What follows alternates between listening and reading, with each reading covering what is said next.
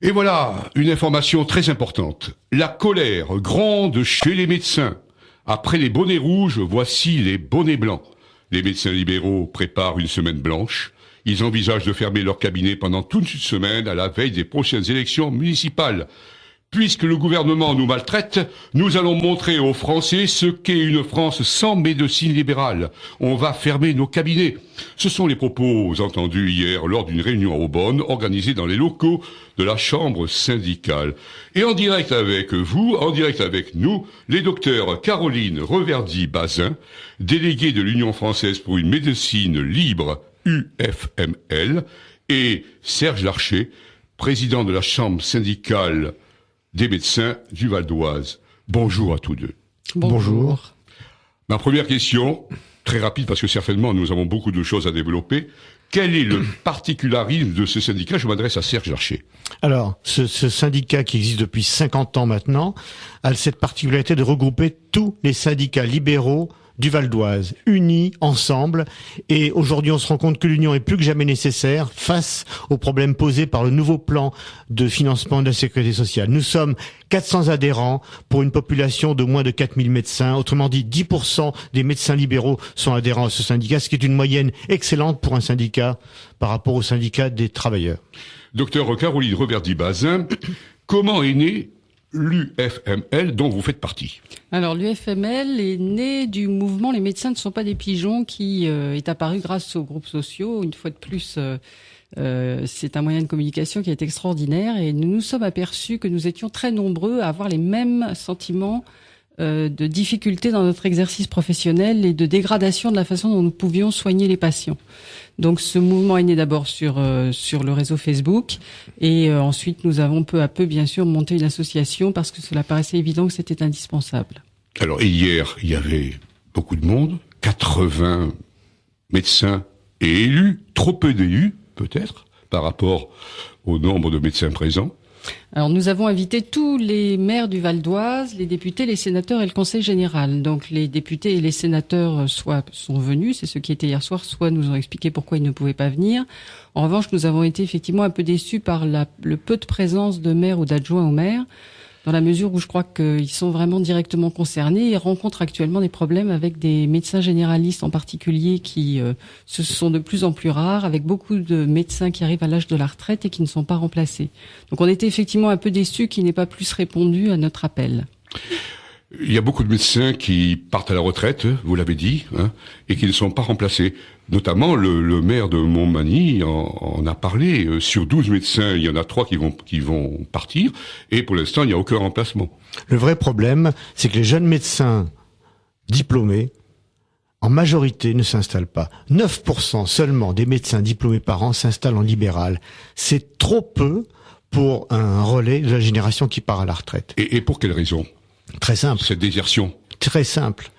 Alors que, à l'époque, il y a plus de 30 ans, la médecine libérale, la médecine générale en ville était, je dirais, le destin de tout un chacun. Aujourd'hui, les médecins diplômés se rendent compte des difficultés qui les attendent. Moi, je suis maître de stage depuis 26 ans, c'est-à-dire que je reçois tous les 6 mois un interne en médecine générale, un interne de 6e année de médecine. Eh bien, à l'époque, ils s'installaient à peu près 50% d'entre eux s'installaient en libéral. Aujourd'hui, ils me disent, mais on va jamais faire ce que tu fais, c'est pas possible.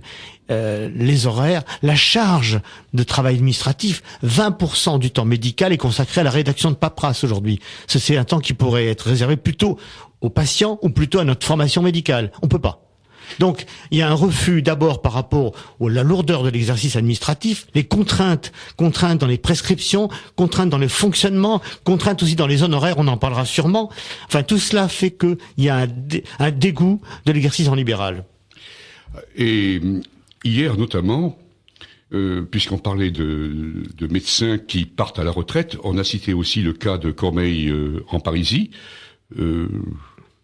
Les médecins vieillissent, il y a un médecin qui a 83 ans, qui est en exercice, et un de 70. C'était pas une exception, hein. On a demandé, les gouvernements ont demandé aux médecins de rester plus longtemps pour pallier à ce manque, à ce problème de démographie médicale. On demande aux seniors d'exercer. Et alors, il y a un paradoxe quand même chez les médecins retraités, c'est qu'on leur autorise bien sûr à exercer, avec un plafond, mais en même temps, ils doivent cotiser encore à la retraite, alors que leur retraite est fixée. À partir du moment où ils ont plus de 65 ans, elle est fixée. Eh bien, ils payent aussi pour rien, pour la solidarité générationnelle. Voilà. Ça, c'est une particularité de l'exercice médical. Alors, vous avez remarqué dans mon introduction qu'il n'est que le reflet de ce qui a été dit hier, c'est-à-dire le résumé. Les médecins, en fait, envisagent de fermer leur cabinet pendant toute semaine à la veille des prochaines élections municipales, c'est-à-dire en mars. Puisque le gouvernement nous maltraite, nous allons montrer aux Français ce qu'est une France sans médecine libérale. Mais il n'y a pas que la gauche, finalement. Le problème a commencé depuis plus de 30 ans. Depuis plus de 30 ans, les médecins libéraux, qu'ils soient généralistes, spécialistes, gênent. Pourquoi ? Parce que ce sont des indépendants. Parce qu'ils ont le désir de soigner les gens, non pas en fonction des recommandations qu'on veut leur donner par ailleurs, mais en fonction de l'état du patient, avec le traitement qui leur paraît le plus adapté. Alors forcément, ça passe pas par une régulation comptable. On avait opposé à l'époque des ordonnances Juppé une régulation comptable de l'exercice médical que nous avons refusé. Ça avait amené les médecins dans la rue à l'époque. Je pense qu'aujourd'hui on est à la veille d'une mobilisation de ce genre. On refuse qu'on nous impose les traitements. On refuse par exemple qu'on impose aux médecins d'utiliser les médicaments génériques. Les médicaments génériques, je l'ai dit à l'ancien ministre de la Santé Xavier Bertrand, je l'ai dit en conférence de presse, j'ai dit ça va être le prochain scandale sanitaire à l'identique du Mediator. On m'a dit que j'exagérais, je ne pense pas du tout. On s'intéressera, il faudra s'intéresser à la fabrication des médicaments génériques qui sont faits essentiellement en Inde, avec une surveillance plus ou moins sérieuse. Maintenant, quant à cette journée de mobilisation, cette semaine, elle ne concerne pas que les médecins libéraux, c'est toutes les professions de santé, les infirmières, les sages-femmes. C'est un scandale le sort des sages-femmes, qu'une sage-femme en début de carrière et en fin de carrière n'ait pas d'augmentation d'honoraires. Mais c'est incroyable qu'elle ne fasse pas partie des professions de santé. C'est incroyable. Les biologistes, ils sont maltraités, ils sont même laminés, vous le savez. Les biologistes vont devenir juste des boîtes de réception. Et aucun travail, aucun contact avec le patient. Quand vous aurez besoin d'un résultat, on vous dira, attendez, c'est parti dans une grande plateforme. Voilà, toutes les professions de santé sont concernées. Alors, on ne s'achemine pas vers une médecine gratuite, car finalement, toute une population ne paye pas. Ça a été dit hier. 12 millions de Français, par le biais de la CMU et de l'assurance complémentaire santé, sont exonérés en le tiers payant. 12 millions de Français. Et bien sûr, cela a un coût.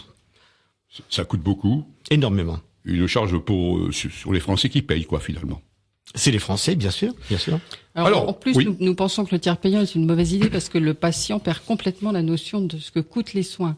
Ce qui est vraiment une très mauvaise chose. D'ailleurs, les pays dans lesquels il y a eu de profondes réformes de la santé et du système de santé, du système de financement de la santé, ils ont au contraire réintroduit une franchise ou un forfait. C'est totalement aberrant que les patients ne sachent pas ce que coûtent par exemple les médicaments quand ils vont à la pharmacie. Il y a un médecin avec qui je parlais hier, il a été voir tous les pharmaciens en fait qui sont proches de son cabinet d'exercice en leur disant s'il vous plaît, à chaque fois que vous remettez le sac avec les médicaments que vous venez de donner au patient, vous lui dites en même temps voilà monsieur, cela coûte tant. Les gens ne se rendent absolument pas compte de ce que ça coûte. Et le patient ignore que sur une boîte de médicaments, on va encore lui prélever 1 euro. Non, 0,50 €. C'est chez le médecin qu'on lui prélève encore après la visite.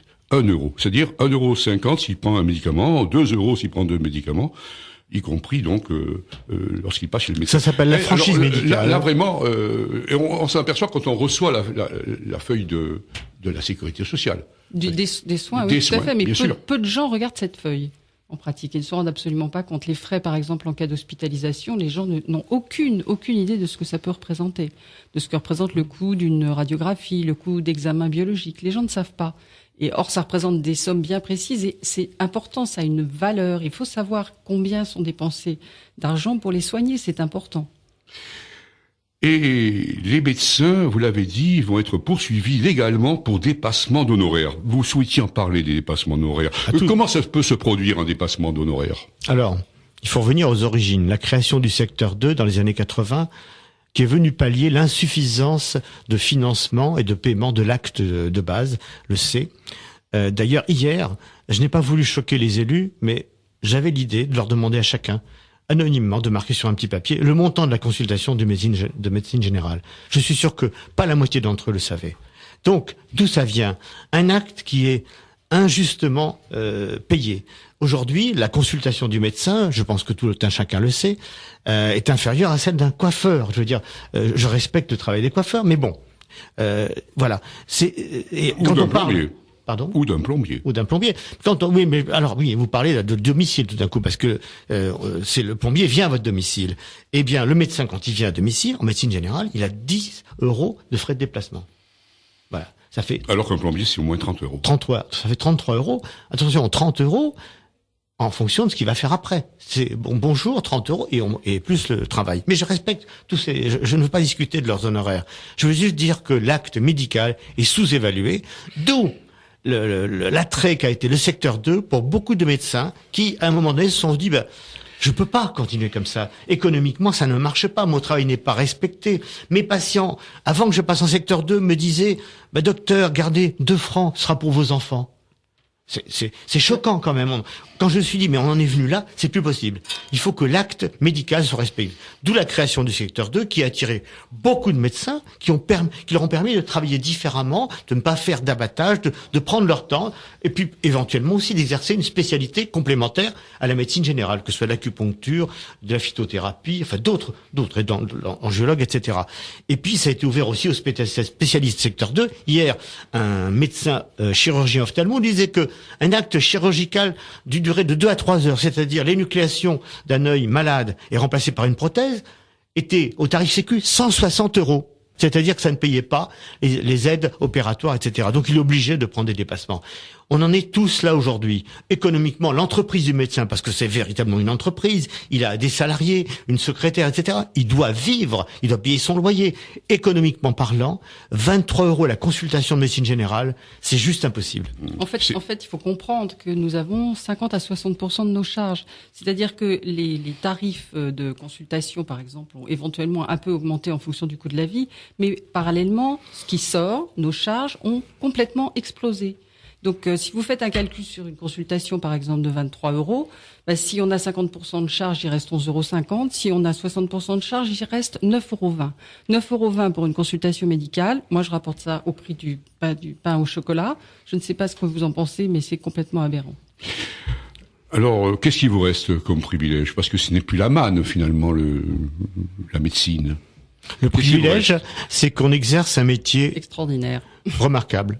Et que c'est la passion de ce métier qui nous fait nous rester, mais nous, moi, j'ai 62 ans. Ok, je ne sais pas s'il est jeune. Hier, vous avez vu la plus jeune médecin installée du Val d'Oise qui a une trentaine d'années, qui travaille avec un rythme que je trouve admirable, car elle a 3 enfants. Je ne sais pas comment elle fait pour jouer son rôle de mère de famille, de médecin, etc. Elle passe beaucoup de temps au cabinet. Je ne sais pas. Je sais pas comment ils font. Et elle regrette de s'être installée à Taverny, puisqu'elle est à Taverny. Voilà, puisqu'elle se pose vraiment la question de savoir si elle va continuer. Et il y avait 3 médecins, donc confrères, qui sont en début de carrière, et ils se posaient tous les 3 la même question, en se demandant s'ils n'allaient pas changer en fait leur parcours professionnel pour quitter le libéral. Et pourquoi pas partir à l'étranger, parce qu'on les demande. Notamment oui. au Canada. Oui, entre autres. Oui, mais il y a même beaucoup de pays européens en fait où il est possible de partir, puisque maintenant on a les équivalences.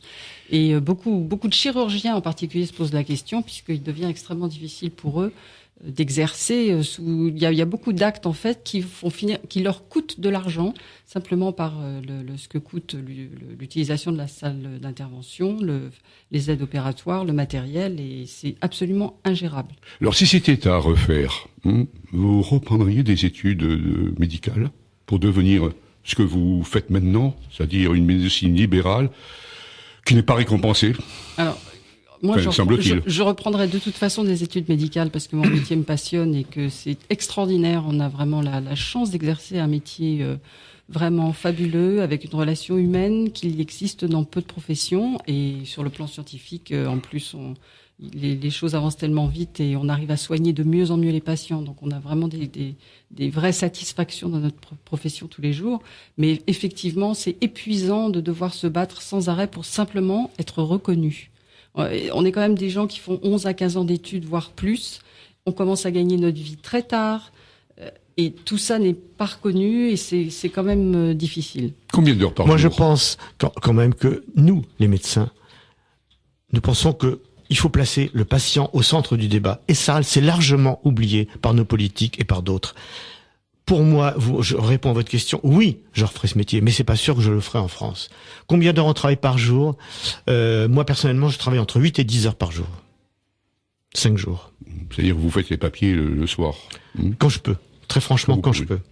Plus, vous savez qu'on télétransmet tous, et qu'on nous a dit, mais docteur, c'est rien. Non, c'est pas rien. À la fin de votre consultation, votre journée, il faut télétransmettre. Si un aller à Internet, ça vous prend plus de temps. Enfin, on a de quoi s'occuper vraiment.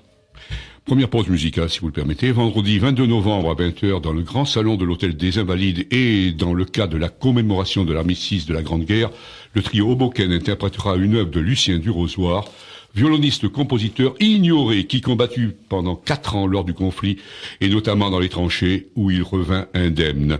Nous allons l'écouter dans une œuvre intitulée Bretagne et Berceuse est le titre du morceau joué par la violoniste Geneviève Laurenceau au piano, Lorraine de Ratulde.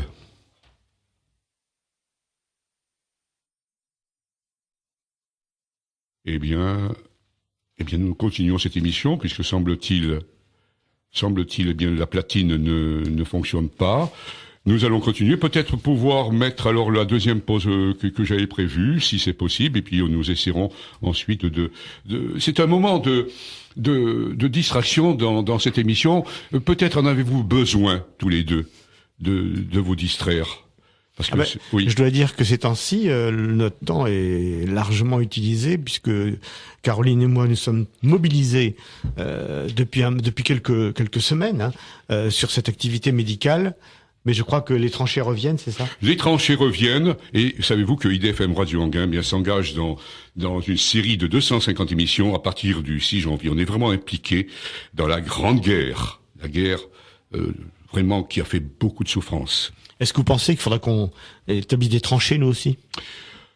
Écoutez, je relève simplement, et là je voulais en vous dire, Philippe Pouillon, député maire de Pontoise, a dit hier, c'est vraiment de source pure, pense que l'on est au bord d'une rupture sociale. Dans les semaines qui viennent, dit-il, cela va bouger.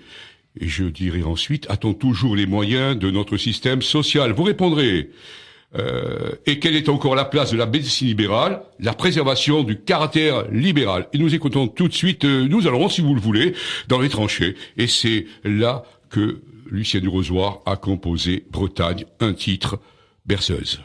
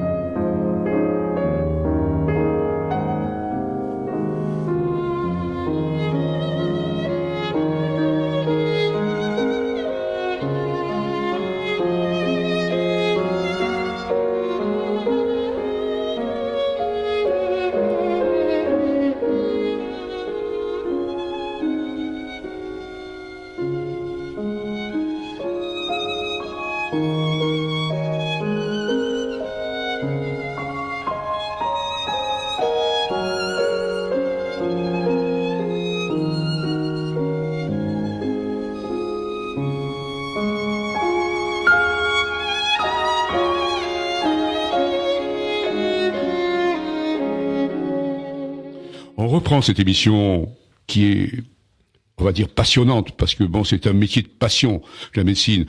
On a l'impression que les médecins font passer la passion avant leur salaire.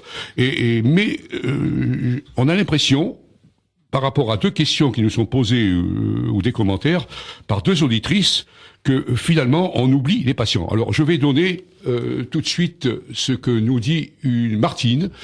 Vous pouvez tous et toutes en faire autant. Vous cliquez sur Internet, message live, et vous avez quelques lignes où vous pouvez donner votre ressenti sur l'émission et sur ce que vous ressentez avec les médecins et les mutuelles, parce qu'on va en parler des mutuelles. Alors voici ce que dit Martine. Je suis une patiente et suis en colère moi aussi. De moins en moins remboursée d'une part par la SS et de fait par ma mutuelle. C'est scandaleux, dit-elle. Une autre personne, Laurence. Émission très intéressante, mais là je remercie les 2 médecins. Je comprends fort bien la colère des médecins et je la partage. Mais ne pensez-vous pas que les patients également ont des raisons d'être furieux en ce moment? Alors qui peut répondre? Alors moi je vais répondre, si vous voulez, à Martine. Elle est moins bien remboursée par la Sécurité sociale et moins bien par sa mutuelle. En fait, que se passe-t-il? La France n'a plus les moyens de sa politique sociale, de sa politique actuelle. Donc le gouvernement, il gratte là où il peut gratter. Il y a une frange énorme de médicaments qui n'est plus remboursée. Ça c'est important. Peut-être qu'elle fait appel à ça, Martine. Et puis le second scandale, c'est la baisse de remboursement par les mutuelles. Alors que les cotisations augmentent, les mutuelles se désinvestissent. On en parlera peut-être tout à l'heure. Les mutuelles, aujourd'hui, consacrent 15% de leur chiffre d'affaires au remboursement des patients. Et le reste? Le reste, c'est des frais de gestion, 15 à 16%, et puis des placements. Et les mutuelles acquièrent des propriétés, des œuvres d'art. Enfin, c'est une panne. C'est en fait le nom du mutuel, c'est-à-dire le fait de partager le risque. C'est ça la mutualité. On partage le plus favorisé va rader le moins favorisé. C'est fini ça. C'est fini. Les mutuelles sont des placements. D'autre part, le remboursement de la sécurité sociale qui diminue, c'est un scandale aussi. C'est un petit peu comme si vous aviez un contrat d'assurance pour votre maison, etc. Vous payez toujours la même cotisation, mais vos risques sont moins bien courus si vous avez moins bien remboursés si vous avez un problème. C'est un contrat qui éclate, qui explose en vol. Enfin, il y a une chose qui est améliorée, malgré tout, c'est que on ne peut pas avoir un spécialiste la première fois, on est obligé de passer par un généraliste. Est-ce que c'est vraiment une amélioration? Il y a des spécialistes. Il y a des spécialistes qui étaient en accès direct et ça, tout allait bien. Globalement, tout allait bien. Maintenant, effectivement, il faut passer par le généraliste qui. Ça coûte plus cher pour le patient finalement. Mais ça coûte plus cher et surtout, encore une fois, c'est chronophage. Il y a des médecins généralistes qui, plutôt que de prendre une consultation et du temps, préparent des lettres pré-tapées pour dire voilà, vous allez voir tel spécialiste et on se verra après. Mais vous répondez maintenant, docteur Caroline Reverdy-Bazin, à Laurence. Alors tout d'abord, bonjour Laurence, je voudrais revenir sur la première partie de son mail. Elle dit qu'elle comprend très bien la colère des médecins et c'est vrai que c'est ce que nous constatons dans nos bureaux, dans nos cabinets de consultation. C'est-à-dire que bien souvent, quand on parle avec les patients, ils nous disent vraiment, nous comprenons que vous ne soyez pas contents. Nous distribuons d'ailleurs un document à tous nos patients pour leur dire pourquoi nous sommes extrêmement inquiets et en général, ils vont tout à fait dans notre sens et comprennent tout à fait pourquoi nous sommes très en colère.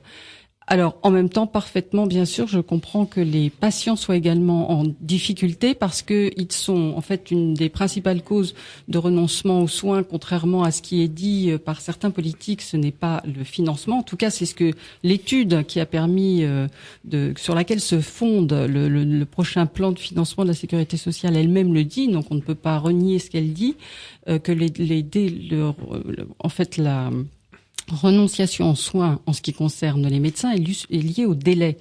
Puisque nous sommes de moins en moins nombreux, bien entendu, les patients ont de plus en plus de mal à nous voir. Moi, j'ai tous les jours des patients, j'ai des listes d'attente. J'essaie de voir le plus de patients possible. Mais il y a un moment où nous aussi, il faut qu'on rentre chez nous. Et c'est très difficile pour eux. Et puis le remboursement, incontestablement, les mutuelles remboursent de moins en moins, coûtent de plus en plus cher. Il faut quand même savoir en plus qu'elles ne publient toujours pas leurs comptes, ce qui est quand même assez incroyable. Et on se pose la question vraiment de savoir pourquoi. Par qui sont gérées les caisses de mutuelles? Y a-t-il des médecins? Alors, il y a actuellement une mutuelle qui va se monter, qui s'appelle la LML, qui justement vient de toute cette colère, et qu'un médecin est en train de monter uniquement avec des médecins, qui va vraiment être fondé sur le vrai principe mutualiste. Donc, nous espérons beaucoup de cette future mutuelle. Elle aura probablement beaucoup de difficultés avec les mutuelles existantes qui vont lui mener la vie très dure. Nous avons un auditeur ou une auditrice. Et alors nous sommes d'autant plus quand même choqués puisqu'on nous reproche actuellement une des principaux modes de communication du gouvernement actuel et que justement nous bloquons l'accès aux soins par l'excès de nos honoraires. Alors qu'en fait, il s'avère que là encore, les rapports montrent que la CMU est justement extrêmement efficace et devrait certainement être beaucoup plus contrôlée quant à son attribution, mais en tout cas qu'elle permet réellement aux patients qui en ont vraiment besoin d'être soignés. Il y a de plus aussi la possibilité à l'hôpital d'être soigné. Moi, j'ai moi-même longtemps fait des vacations à l'hôpital que j'ai dû abandonner pour des raisons purement financières et j'en suis très triste. Il faut savoir que les médecins qui font des vacations à l'hôpital, moi par exemple, et c'est l'exemple de tout le monde, je ne suis pas un exemple à part, mais vous arrivez à 8h le matin, vous repartez à 13h et vous êtes payé 50 € pour ces 5 heures. Bon, nous le faisons tous avec plaisir parce que nous sommes contents d'aller à l'hôpital, rencontrer d'autres confrères, en profiter pour amener des dossiers et en demandant à d'autres confrères, voilà, qu'est-ce que je souhaiterais revoir ce dossier avec toi. Ce sont des choses très importantes que nous faisons volontiers. Mais voilà.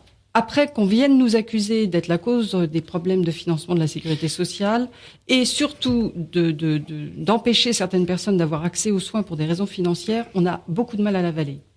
J'aurais bien voulu que dans cette émission intervienne Gérard Sebaoun, qui hier a eu le courage d'être là, et surtout d'être interpellé par cet auditoire qui était vraiment en colère.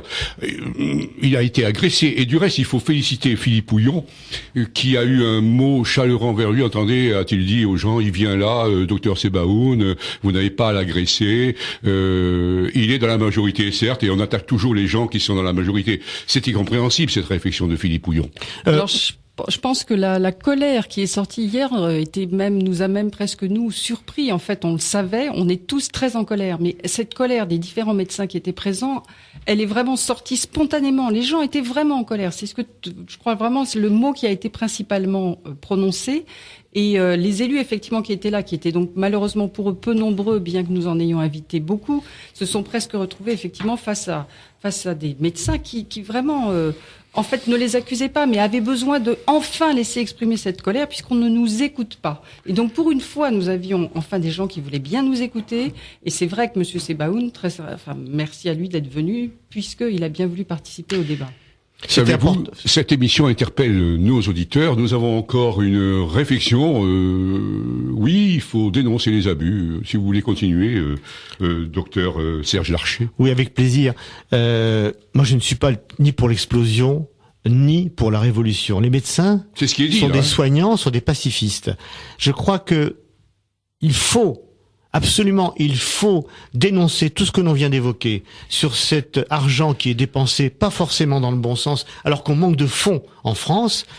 C'est pas à nous de le faire. Nous soignons. Mais si les citoyens, les Français interpellent leurs élus, comme on l'a fait hier soir, parce que la réunion d'hier soir, c'était pas de mettre en accusation un tel ou un tel. C'était juste qu'on remonte le sentiment des médecins libéraux aujourd'hui. Et c'était l'état des lieux. Gérard Sebaoun, qui fait partie de la commission santé de l'Assemblée nationale, va faire remonter tout cela. Je pense qu'il n'était pas au courant un petit peu de l'état des lieux. Bien qu'ils disent qu'ils sont sur le terrain, malheureusement, je crois que nos politiques sont déconnectés très souvent de la réalité. Ils vivent dans leur petit monde feutré. Je suppose qu'un élu aujourd'hui, quand il a besoin d'un médecin, il n'y a pas de problème. Il aura le rendez-vous qu'il voudra avec le spécialiste qu'il voudra. C'est pas le cas de tous les Français. C'est pas le cas de vos auditeurs qui sont en colère avec raison. Eh bien, si nous parlions par exemple de la CTE. La CTE, moi j'ai appris hier que c'était un impôt qui remplaçait la taxe professionnelle et c'était les mairies qui le recevaient. Pour quelle raison ? Alors, la taxe professionnelle a toujours été considérée comme un impôt injuste, même ubuesque. Ça veut dire, vous voulez travailler en profession libérale, vous devez payer pour travailler. C'est nouveau ça quand même. Hein. Eh ben c'est comme ça. Et il y a 3 ans, on a décidé de supprimer cette taxe professionnelle. On a applaudi, forcément. Et puis on nous a dit oui, mais ça va être remplacé par une contribution territoriale des entreprises. C'est ça la CTE. Et on a vu arriver un montant qui était entre 300, 400, voire 600 euros. On s'est dit tiens, c'est sympa. On paye 75% moins cher qu'avant. Et puis aujourd'hui, c'est à la discrétion, comme vous l'avez souligné, des communes. Et cet impôt peut quadrupler. C'est ça l'arrêté des choses. Et c'est à comment dirais-je, au bon gré des communes. Alors on nous dit, hier on nous l'a dit, mais vous comprenez, comme l'État se désengage au niveau des communes, c'est normal que les communes réagissent. Mais enfin, c'est toujours les mêmes qui payent. Excusez-moi. Nous avons la même auditrice qui souhaiterait intervenir. Eh bien non, de toute façon, l'émission se termine. Mais encore, alors là, c'est Eric. Eric, franchement, c'est une émission qui interpelle les auditeurs. Voulez-vous que je lise allez-y, docteur. Donc merci aux médecins qui sont là pour nous soigner. Que ferons-nous quand il n'y en aura plus ou de moins en moins ? Nous sommes confrontés à ça tous les jours avec des plannings qui débordent, des appels. Nos secrétaires font un travail remarquable car elles font face en fait aux appels des médecins et aux appels des patients et qui sont eux-mêmes angoissés parce qu'ils ont mal ou parce qu'ils sont inquiets. Et c'est très difficile de gérer pour nous ce stress au quotidien parce que nous ne pouvons pas nous multiplier par 10. Et pour l'instant, non. À moins d'améliorer les conditions offertes en fait à nos jeunes praticiens, effectivement, je ne sais pas comment on va faire pour remplacer les médecins qui partent à la retraite. Alors, une question, on n'a pas tellement parlé de salaire, de ce qui vous revenait, mais pour bien vivre, il vous faudrait combien de prestations par jour ? Alors, ça se pose pas comme ça. Comment ça se passe ? Tout dépend du secteur du médecin. Ah oui, parce qu'il y a secteur 1, 2, 3, c'est très compliqué. Secteur 1, pour faire face à ces charges, Karl Rolin vous l'a dit, 50 à 60% de charges est obligé de travailler beaucoup. Hier, j'ai défendu à la caisse primaire d'assurance maladie. Le tarif, c'est 23 euros. 23 euros, je le rappelle. Vous ne pouvez pas dépasser. Voilà. On peut pas. Pour un spécialiste en secteur 1, c'est 28 euros s'il est adressé par son médecin général. Hier, j'ai défendu à la caisse primaire, la caisse d'assurance maladie d'Argenteuil, un confrère qui est accusé de trop travailler. Il travaille à Besançon. Il a signé avec la mairie de Besançon une convention pour qu'il soit ouvert le samedi pour accueillir les gardes. Eh bien, la sécurité sociale lui dit, monsieur, vous dépassez de 3,5 la moyenne régionale. 3,5. Il s'en est expliqué. Il travaille de 7h30 du matin à 23h le soir. Donc, effectivement, il voit beaucoup de monde. Pourquoi il le fait ? Parce qu'il y a une demande énorme à Besançon, parce qu'il aime son métier. Il prend un remplaçant le samedi et il m'a dit hier soir, à la fin, je l'ai rappelé pour qu'on parle de comment ça s'était passé, que, in fine, la sécurité a dit, monsieur, vous allez devoir payer les 3,5 de dépassement, donc paiement sur les indus alors qu'il a travaillé, il n'a pas volé d'argent. Et je précise qu'aucun patient n'a porté plainte contre lui. Et il va abandonner le samedi, donc à Besançon. J'informe les habitants de Besançon, le samedi, il y aura plus de médecins de garde. Alors, on n'est plus à la formule, travailler plus pour gagner plus. C'est dépassé. Je voudrais simplement, on termine cette émission. Hier, il a été dit, bien sûr, la médecine libérale est écrasée. On veut nous acheter avec des primes. Il y a une volonté de contrôle. Oui, il y a une volonté d'étatisation de la médecine libérale, bien que certains élus aient dit le contraire. Nous, on voit arriver cela. Et je voudrais terminer. Pour ma part, notre préoccupation, c'est de soigner les gens. On a vanté depuis très très longtemps la médecine à la française. Je crois qu'on va avoir du mal à assurer cette qualité de soins. Les médecins ne veulent pas défendre leurs prérogatives, leurs avantages. Non, ils veulent vivre décemment comme tous les Français et soigner les Français décemment aussi. Est-ce que vous vous soignez vous-même ? Avez-vous le temps ? Tous les deux. Les médecins ont quelques réticences à aller voir des confrères. Je parlais de l'expérience de l'URPS Île-de-France, l'Union régionale des professions de santé, qui regroupe toutes les professions de santé, qui a, devant l'augmentation du burn-out, on en a parlé hier du taux de suicide chez les médecins, l'augmentation du burn-out chez les médecins, créé une ligne verte, anonyme. Eh bien, dès le premier jour d'ouverture, ça a été malheureusement un franc succès. Ça vous dit un petit peu l'état de santé des médecins. Vous reviendrez après cette manifestation qui va avoir lieu donc en mars, juste avant les élections, car la colère gronde chez les médecins. Après les bonnets rouges, voici les bonnets blancs. Les médecins libéraux préparent une semaine blanche. Ils envisagent de fermer leur cabinet pendant toute une semaine, à la veille des prochaines élections municipales. Puisque le gouvernement nous maltraite, nous allons montrer aux Français ce qu'est une France sans médecine libérale. Ça va être dur pour vous parce que vous aimez travailler, je l'ai vu. On va fermer nos cabinets. Ce sont les propos entendus hier lors d'une réunion à Aubonne organisée dans les locaux de la Chambre syndicale et ils étaient vraiment en colère. Nous allons nous quitter, si vous voulez bien. Peut-être une conclusion en 1 minute chacun. Moi, je vous remercie de nous avoir invités. Je vous remercie d'avoir pu entendre la voix des médecins libéraux dans votre département. Et moi, je veux également vous remercier. Nous avons vraiment un des plus beaux métiers du monde. L'histoire humaine que nous vivons avec nos patients est extraordinaire. Et la qualité de la médecine française reste mondialement reconnue grâce aux médecins qui n'ont jamais baissé les bras malgré tous les obstacles. Et il faut que les élus prennent conscience qu'il faut que les choses changent s'ils ne veulent pas nous voir abandonnés et s'ils veulent retenir les jeunes qui veulent partir à l'étranger. Nous n'aurons peut-être pas le temps de commenter une dernière. Les médecins sont en colère. Ça vient de Marie. Les médecins sont en colère, mais tout le monde est en colère en ce moment. À quand le changement véritable ? Mais écoutez, voilà, on est mal barré. Non ? Le changement, on l'attend. On l'attend. Merci. Et nous allons nous quitter en musique. Et la belle musique, c'est Beethoven. C'est Beethoven. Car le pianiste Gilles Nicolas, que j'ai reçu voici 15 jours sur les ondes d'IDFM Radio Anguin, vient d'enregistrer 10 sonates pour piano et violon de Beethoven avec le merveilleux pianiste Jacques Prat. Voici un extrait de la sonate numéro 5 de Beethoven, Le Printemps. Merci à vous, je rappelle. Je recevais donc les docteurs Caroline Reverdy-Bazin, déléguée de l'Union française pour une médecine libre, UFML, Serge Larcher, président de la Chambre syndicale des médecins du Val d'Oise, et je remercie également toutes les personnes qui ont bien voulu nous envoyer leurs messages. Et c'est bien, vous voyez, quand on fait une émission qui interpelle, eh bien les gens sont là et nous apportent bien leurs commentaires qui sont pas très joyeux. Merci. Merci à vous. Merci. Et on écoute Beethoven.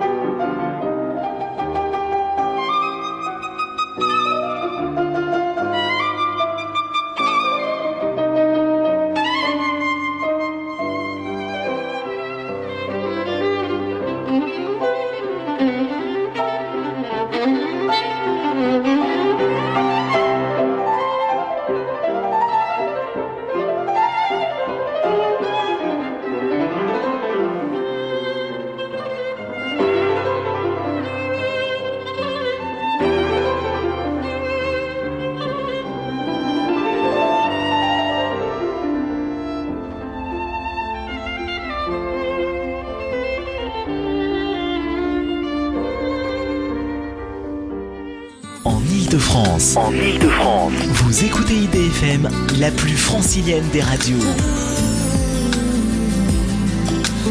IDFM sur 98 FM.